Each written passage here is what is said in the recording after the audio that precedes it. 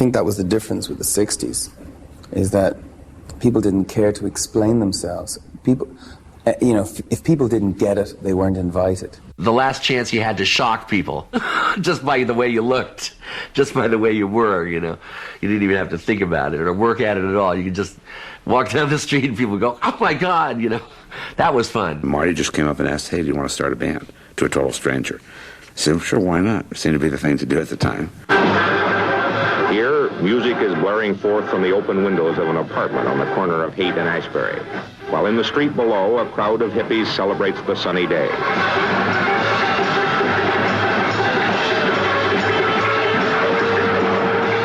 Traffic stops. The crowd grows. Finally, the police roll in with paddy wagons and nightsticks. We were much too busy being in the middle of the 60s to wonder, even to this day, why San Francisco. San Francisco's always been a border town, borderland kind of town, where all the strange people come to do strange things, stranger than most things. Drugs, social experimentation, sexual experimentation, anti-authoritarian, if you will, experimentation.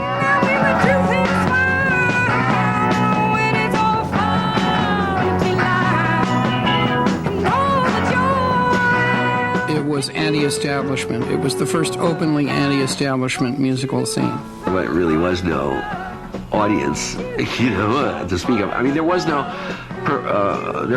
entertainer entertained saying. Everybody was entertaining. Everything there was entertaining. Every event, everything that happened was entertaining.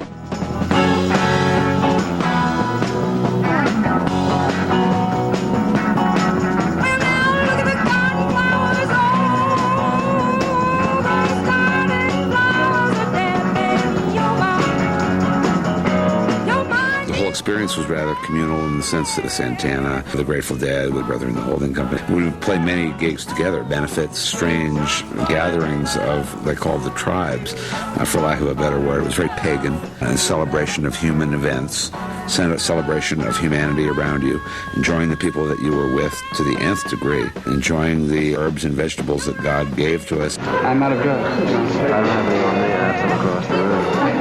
Do you have any drugs? Excuse us, do you have any drugs? We were just another signal that things are changing. Basic institutions are crumbling about you, and it's chaos.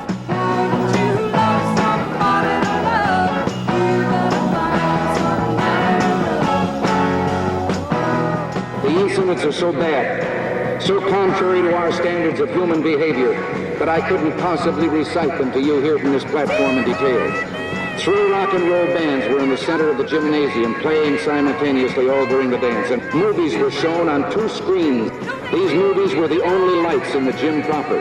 They consisted of color sequences that gave the appearance of different colored liquids spreading across the screen, followed by shots of men and women on occasion. Shots where the men and women's nude torsos twisted and gyrated in provocative and sensual fashion.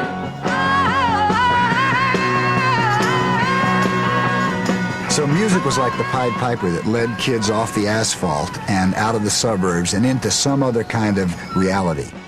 So we began creating free stores where the goods were free and the rolls were free. Free food, crash pads, free medical clinics. Are you a musician looking for a band? Doing what? Being able to bass guitar, lead guitar, drums, anything. We got several things. Do they need a singer? No, I don't think anybody needs a singer. And by some fluke of an accident, I discovered I had this incredibly loud voice. So I started singing blues because that was always what I liked. And, you know, I got in a bluegrass band, played, you know, hillbilly music for free beer.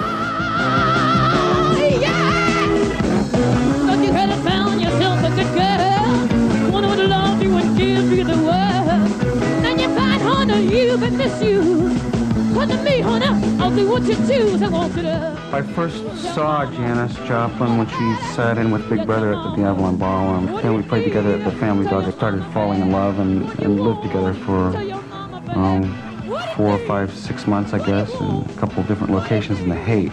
The Janis that I knew was not the performer that public is familiar with.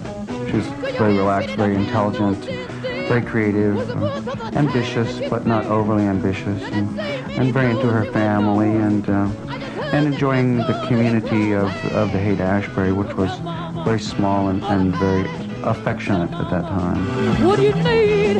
Tell your mama, babe. What you want? Tell your mama, babe. What do you need? What do you want? What do you need? What do you want? Wow, I'll make everything all right. What is it you think young people are looking for today? Sincerity and a good time. Are they finding it? I don't know about you, Daddy. I'm fine. At least I'm having a good time. You know? I think they're looking for people not to lie to them. The kids today aren't just going to accept what's laid down for them by the older generation. All they want you to do, they want you to grow up, get an education, raise children, and die. There's a whole sense of freedom in San Francisco right now. When you have a city that's free and the youth are free, they're going to go in every direction they can. Peace in America,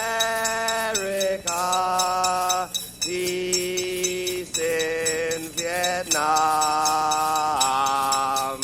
peace in San Francisco. After the first thing called the human being, that thing was like, yeah, there is all these people that we're all, you know, it's like, yeah, there is a community. There is this whole big community. We're all those people who were the weird ones, you know. And it was all of a sudden you discovered all these people who were like you know. And they were all people who were influenced by the beatniks. The Beats were into their authentic expression. They were into living authentic lives that were based on their real feelings, not their conditioned feelings. And I think they stood as a kind of beacon to personal integrity in that way. And so you add psychedelics to that, and you've got the haight-ashbury. The hippies are capable of extremely hard work. This is the house of a popular local band which plays hard rock music. They call themselves the Grateful Dead. They live together comfortably in what could be called affluence. There are many other similar houses or apartments in haight-ashbury, maintained by hippies who work in places where employers do not mind bizarre dress or long hair. Their concept of a new style of life unites them. We would all like to be able to live an uncluttered life, a simple life, a good life, you know, and like think about moving the whole human race ahead a step or a few steps. And, or half a step. Yeah, or a half a step. I think that most of the people who are hippies now came to it through drugs. Yeah, but it's not a dope movement. We're not trying to spread dope. Yeah, I think personally that the more people turn on, the better world it's going to be.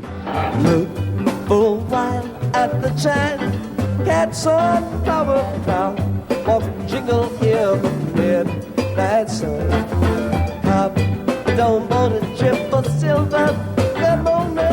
This traveling roadshow with the Grateful Dead and the pranksters came swirling through called Can You Pass the Acid Test?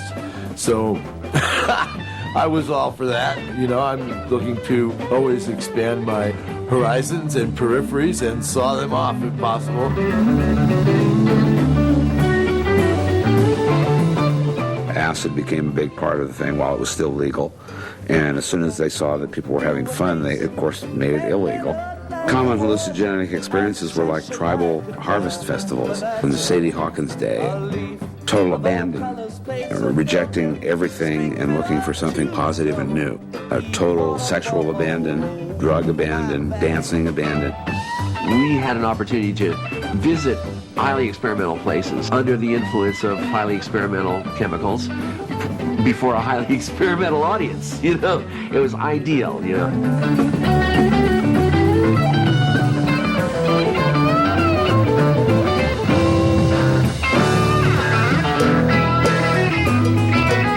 It's an interactive event, the Grateful Dead. We become one big entity tied at the heart. That's what it's all about. We're not the whole event, but we're an important part. We're what the event sounds like, and we offer a space to ritualize.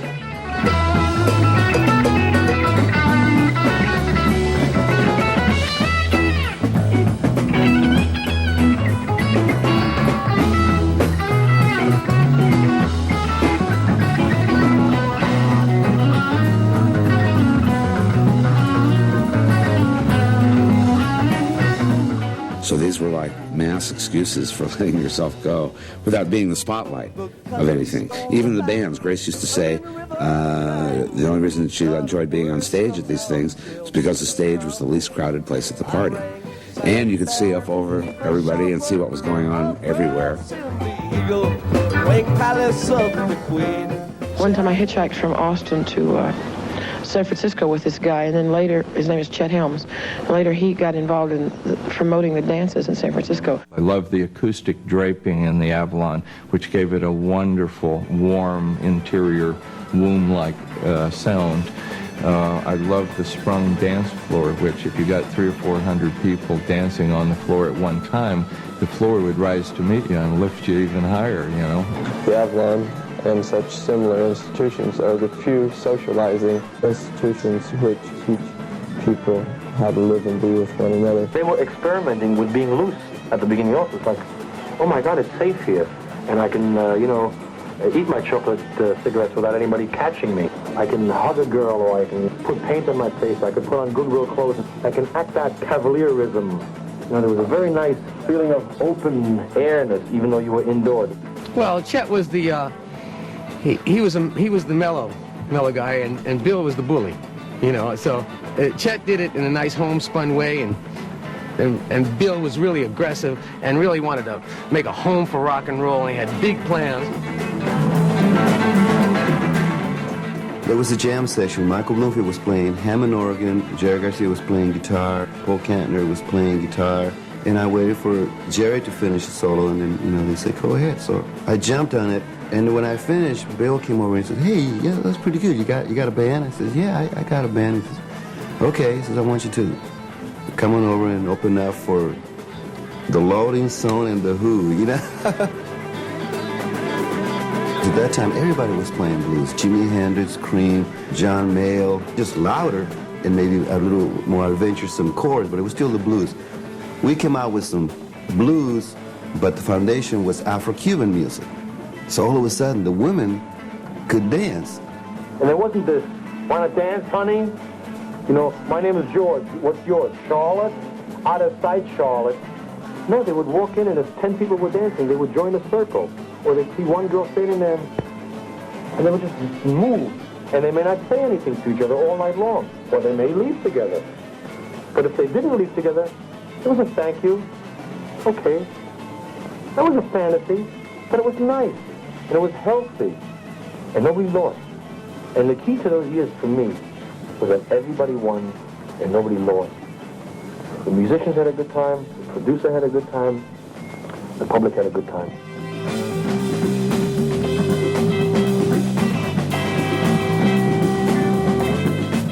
Taking their social cue from the idea of endless summer and California culture. All of a sudden, almost overnight, people were growing their hair long, taking lots of drugs, and trying their darndest to all screw each other freely. Sexuality became less important, oddly enough, in the sense that you didn't have to spend this long courting time of the boy always figuring out a way to get inside the girl's pants. There were no pants. It was the 60s. Yeah, thank you very much. Thank you. I'd like to go into one of those other things, do a thing dedicated to that little girl over there called Hartley. Thing called Foxy Lady. Look out.